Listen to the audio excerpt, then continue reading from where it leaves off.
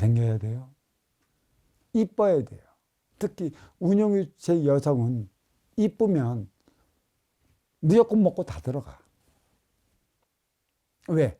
가지고 누리고 있는 자들이 먼저 취하려 드는 거야.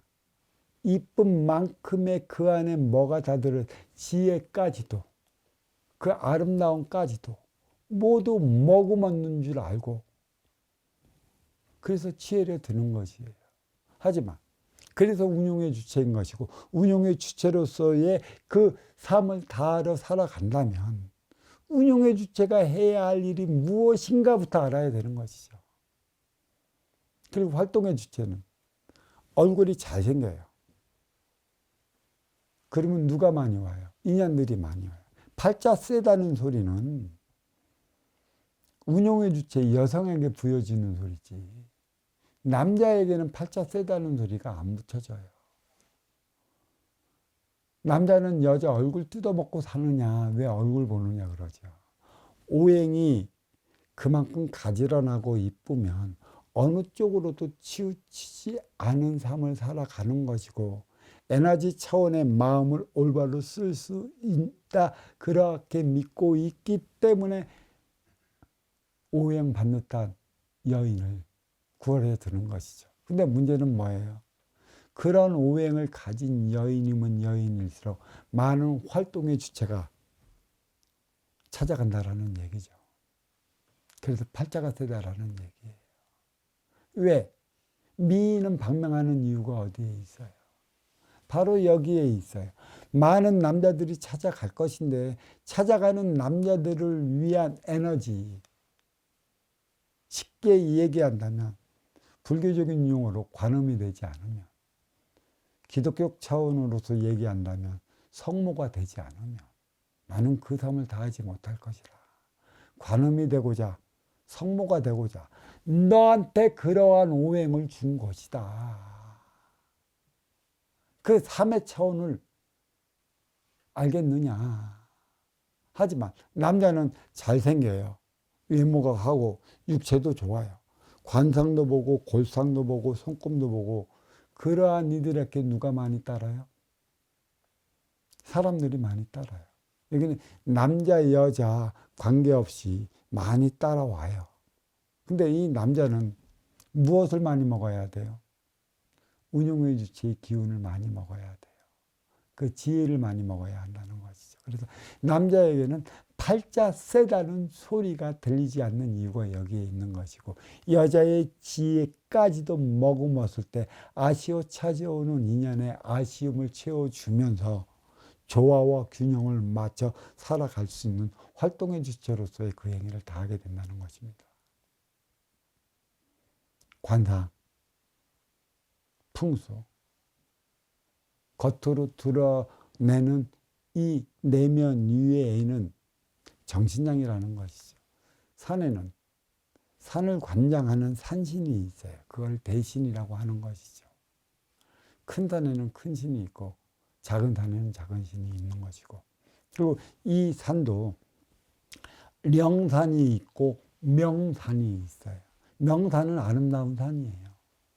아름답기 때문에 명산이고 많은 이들이 찾아가요. 아름답기 때문에. 근데 아름다워서 찾아갔는데 거기서 무엇을 얻을 것인가?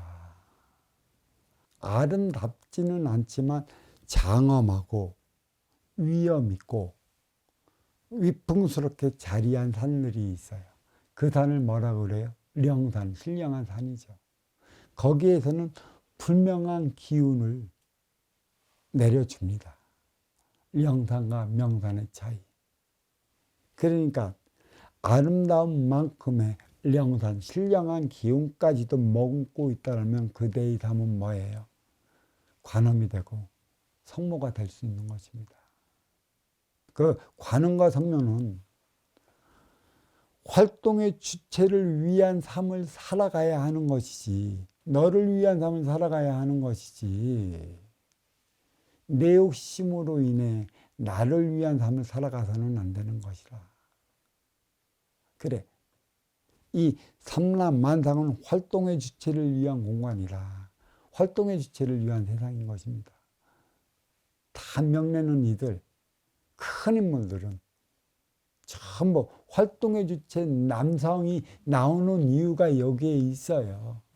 근데 이러한 남성, 이런 활동의 주체에게 운영의 주체의 기운을 넣어주지 않는다면 큰 인물이 되지 못하고 활동의 주체로서의 역량을 다하지 못한다. 또 그러한 이들은 때가 되면 그가 활동할 수 있는 자리를 줍니다. 어떤 이들은 자기만의 왕궁이라고 그러는 것이죠. 자기만의 왕궁이 주어졌다면 그 왕궁을 이끌어 나갈 수 있는 법도 가지고 있어야 하는 것이에요. 중요한 사안인 것입니다. 이게 관상이고 풍수이고 내 안에 어떠한 법을 가지고 살아가느냐. 이거는 내가 만들어 나가는 것이에요. 상대적으로 내가 만들어 나가는 것이에요.